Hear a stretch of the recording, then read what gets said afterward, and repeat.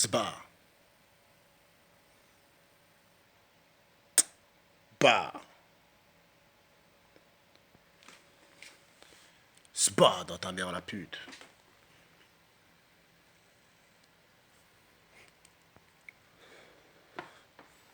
Bon mes frères et sœurs, cette petite vidéo, elle va sur off.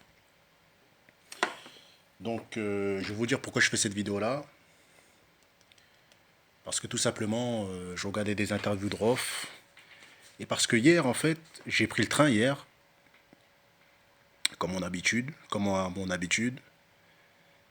Moi, je suis quelqu'un, mes frères et sœurs, qui... Voilà, après, je vous parle un petit peu de ma vie privée, mais... Voilà, ça me regarde que moi, normalement, mais je vais en parler. En fait, je prenais le train, et j'ai vu un petit garçon, mes frères et sœurs, avec son daron, tout ça et tout. Vous voyez ce que je veux dire? Et moi, vu que moi, j'ai pas de garçon, j'ai que des filles, j'ai des gosses, comme la plupart des gens, je pense, qui ont une trentaine ou 31 ans en général.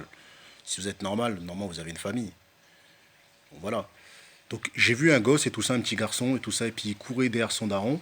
Et j'ai pensé à Rof. Pourquoi? Parce que tout simplement, ce jour-là, j'avais écouté quelques sons de Rof, donc voilà, hein, comme d'habitude.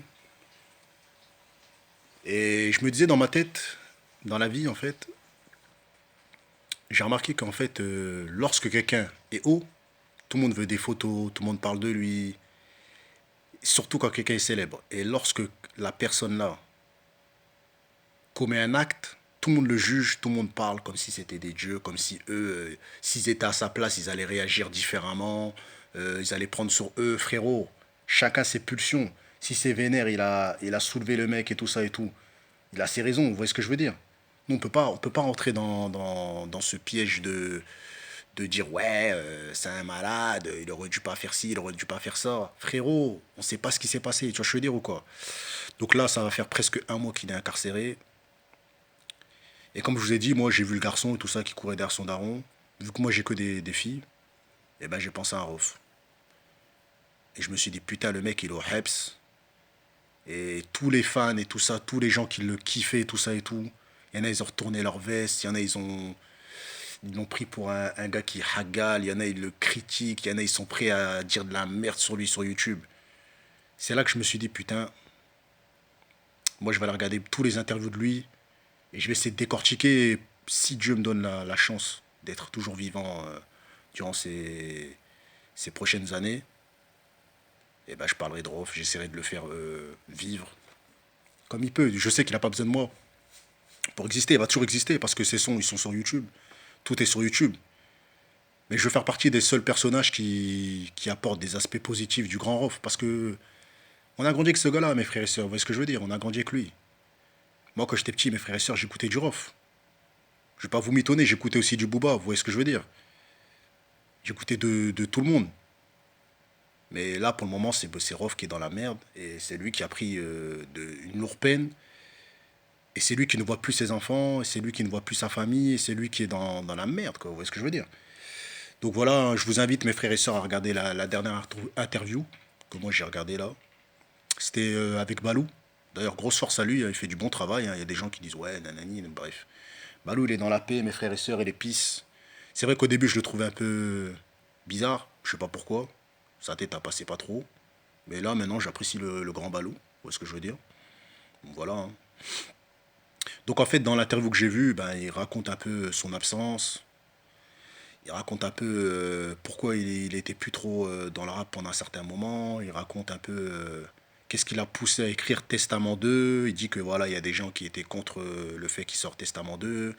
Il explique que voilà, il a voulu faire la continuité du Testament 1.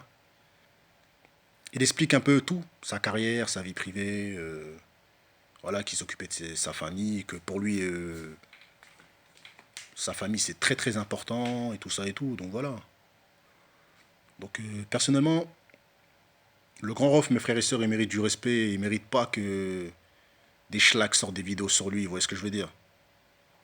Parce que déjà, de un, il n'a pas votre âge. Il n'a pas votre âge, tu vois. Et pour ceux qui ont grandi dans la cité, ils savent très bien, il faut respecter les anciens. Moi, j'ai 31 piges.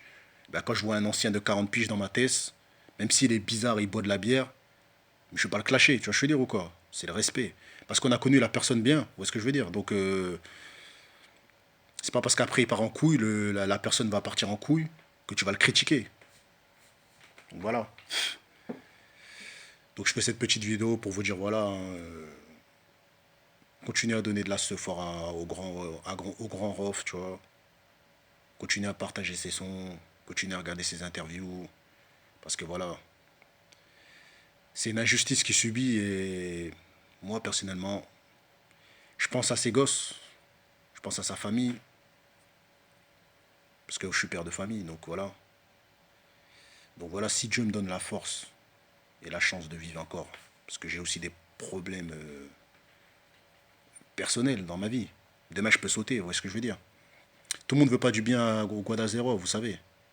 Donc voilà, hein. Donc si je suis là, ben, je ferai de mon mieux pour parler de bien des gens parce que j'ai trop sali les gens, j'ai trop fait de merde sur YouTube.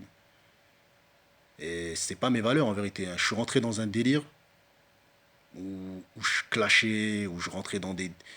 J'ai remarqué YouTube, c'est une plateforme où les gens, j'ai l'impression, ils ont besoin de mal parler de tout le monde.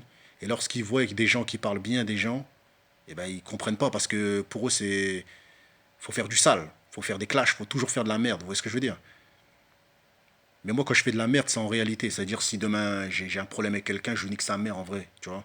Il n'y a pas de, hein, je vais insulter lui. Puis après, quand je le vois, je lui fais des bisous. Vous voyez ce que je veux dire? Donc, moi, j'utilise YouTube pour parler bien des gens. Donc voilà, continue à suivre Off. Moi, je vais essayer de le suivre. Je sais même pas, je vais essayer. Je vais regarder ses interviews, je vais continuer à écouter ses sons. Puis voilà, hein. Faut que le bien règne. Faut que le mal meure, mes frères et sœurs. Donc voilà, c'était une petite vidéo du Grand Goda Zéro.